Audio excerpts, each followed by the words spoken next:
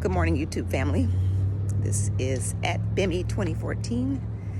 I'm out taking a little stroll, and I thought I'd get on here and have a conversation with you about something that I thought about when I was talking to a friend last week in regards to dementia care and safety for your loved ones. It's all encompassing, so there's so many avenues of how to keep your loved ones safe. I'm going to share a story. It's a true story about something that happened with my dad when he lived in an assisted living community. Now, my dad at the time probably was at mid-stage dementia, but they assessed him that he could stay on the assisted living side. And he was managing well. They did not have locked doors, obviously.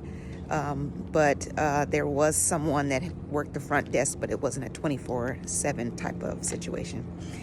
Anyway, my dad on a particular day got up and thought he needed to go to work. This was during the summer in Arizona, so I can tell you that it was triple digits and about 111 that day.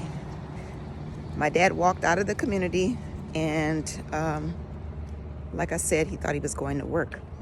So once they realized that he was missing, of course, they started a search. He was missing for about 20 minutes. I got a call from him that day, as I usually do, because I would get numerous calls from my father when he was living in the assisted living community, and I let it go to voicemail because I needed a break from all the calls. In any case, I got a call from the community that my dad was missing. He'd been gone for 20 minutes. They were out searching for him, and the nurse had got in her car and went out looking for him.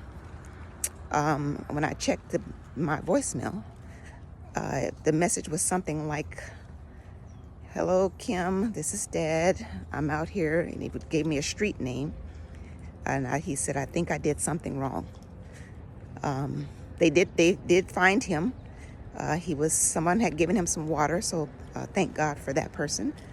But when he returned to the community, they put him in memory care because they now considered him a flight risk. So long story short, that memory care in that community didn't work out, and I ended up having to move him to a group home. But I tell this story to say that you have to be the advocate for knowing your loved one and where you're placing them, if it's going to be a good fit. For my father, assisted living, without the security of him having access to getting in and out, was not a good fit. But I didn't know. I was new at this whole thing, and I left all of the decisions to what I call the professionals. So if they were saying, assisted living was where he should be, then that's where I'm going with that. But I soon found out that, it wasn't a good fit. So sometimes when you're trying to find a place, you have to think about security. How safe is my loved one going to be in this environment? If it's a group home, do they have alarms on the doors, the patio door, the front door? If somebody opens it, does an alarm go off? Is the gate in the back, is there a lock on it? In case they're out, in the backyard doing whatever. The windows, are the windows secure? If there is access for your loved one to the kitchen, where are the knives at? Or do they have safety locks on the cabinets where the sharp instruments are? Are the chemicals locked up? I know it seems childish, but a person with dementia on a bad day can think Listerine is something to drink. I'm just letting you guys know that, each day for someone with dementia is completely different. So one day they're everything's good, and on another day they might be having a bad day, and their thoughts may be discombobulated, and what they see may not actually be reality. So we have to think ahead when we're dealing with the safety of our loved one. So it's kind of like, child-proofing to some degree. We want them to be always to be safe. That helps them, and it helps you. Gives you peace of mind. So if you're somebody who's currently looking for a place for your loved one, don't be afraid to ask the hard questions. How much staff is here at night? Is it live-in? Are they live-in staff?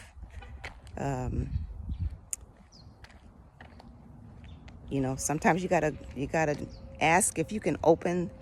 I did this. I mean, it might sound a little crazy, okay? But because my dad had a lot of health issues, high cholesterol, high blood pressure, I'm trying to think what else my dad had. Diabetes. His diet was important. What kind of food are you feeding him? Feeding your residents? Is it home cooked? Are you using good ingredients? Are they eating frozen dinners, stuff out of cans? I mean, I need to know, because I need to know that he's gonna be eating good food. Now, can he have a burger or whatever now and then? Yes.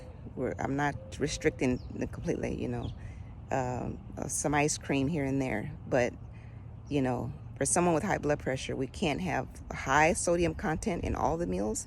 And so I just asked him if I could open the refrigerator and the freezer.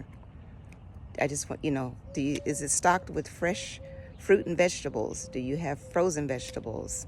Or, do you have stacks of TV dinners? I'll call them TV dinners, frozen food that you just heat up to feed to if that's important to you as a safety measure for your loved one, then yes, go there. You're trying to create the best environment. You do it obviously in a respectful manner, but you need to know. And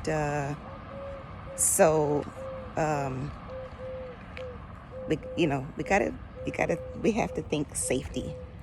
And I know you got a lot of other things going on, and it's just one more thing added to that tier. Sorry for all the background noise, but it's a necessary component of what you're doing. So maybe, you can always take somebody with you to help be your eyes. Maybe they see something that you don't see. Yeah, toiletries, sharp instruments, locks, alarms, staff ratio, who's there at night,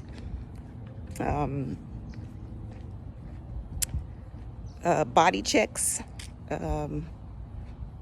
If you're not, no one's going to take care of your loved one like you. It's not their father or mother or husband or wife. So, I say body checks because of bruises and bed sores. Because a bed sore that's gone untreated can be fatal. I heard a story once about that, and it shook me. Because the person, they didn't know that their mother had bed sores, and the staff, unfortunately, it was a bad place. Not all places are like this. That they let it go untreated. Any case, I know old elderly people bruise easy. Their skin is thin, but some bruises you can tell may come from somebody squeezing the person too tight. Manhandling is what we used to call it. So, you can ask what happened? How did that bruise get there? Or the skin tear, or whatever it is that you've come up with. And so these are the things, not everything is roses and sunshine in this in these situations. So I'm not gonna defer from talking about those because you need to be fully informed. And I wasn't back in the day. So I pray that your loved one is in a good place, getting good care with good people who are passionate about what they do,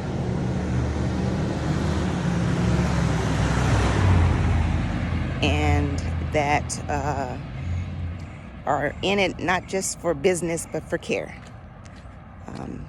So I know that was a lot, but maybe that's for somebody, help somebody along the way.